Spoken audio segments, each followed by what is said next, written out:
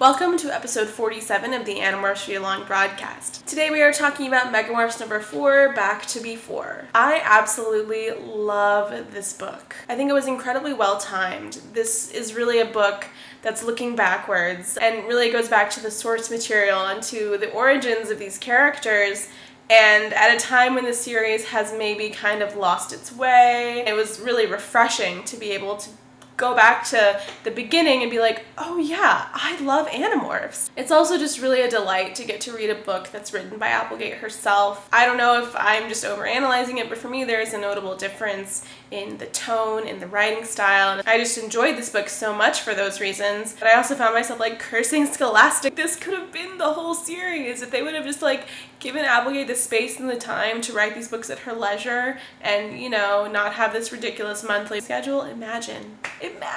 This book brings back our old buddies, the Elemist and Crayak. The Drode comes to Jake in the middle of the night. He's particularly vulnerable. They've just had a really bad fight, and the Drode basically offers him a way out. The Animorphs has always been about being in a hopeless fight. These are 6 kids taking on an empire. Jake's exhausted, and he's talking about getting the power to morph, and he says, power enough to win?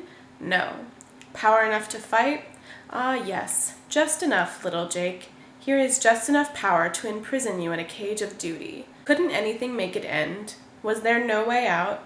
Was I trapped, fighting, till one by one my friends died or went nuts? And so Jake's obviously not in his best state of mind, and he's not really in a happy place when the Drode comes to him. And so he caves in. He's like, yes, like, Crayak, please. Take me back. The rest of the book is one big what-if scenario. What if the Animorphs had not become the Animorphs? What if they hadn't met Elfangor? What if they hadn't walked through that construction site? And the answers to those questions turn out to be extremely interesting. Tobias, the vulnerable, sad, lonely child that he is, ends up joining the sharing and becoming a controller. Marco and Rachel end up dating, which is so perfect. Axe is sort of the real key player here because the Animorphs don't come and find him in the ocean, and so he ends up just kind of stumbling around on Earth without a clue and without a plan and trying to make the Yeerk invasion go public. Axe's actions are really what caused the Yeerks to decide to go all-out invasion, especially his actions combined with the lack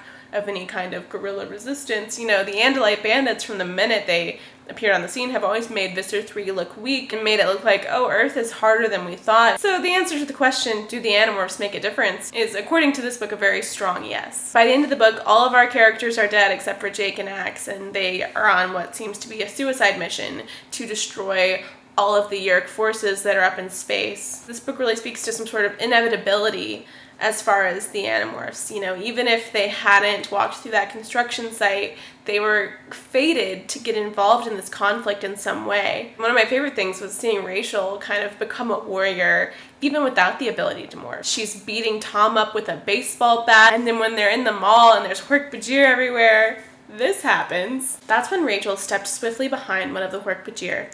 She was carrying the head, the bladed Hork-Bajir head. She lifted it high and slammed it down, blades out. She buried the Hork-Bajir's head blades in his comrade.